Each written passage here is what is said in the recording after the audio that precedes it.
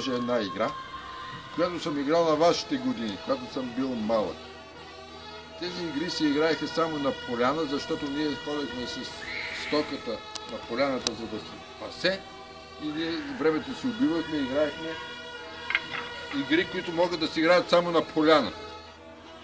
Те се играят с пръчки. Пръчките, които ни вършаха работа, за да покарваме стоката.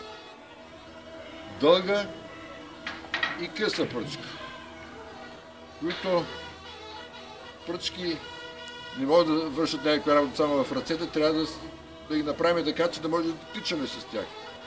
Едната пръчка се слага на земята върху друга пръчка, така че да може да се образува ъгъл, който при удар, като удари с дългата пръчка, тя да избяга настрани.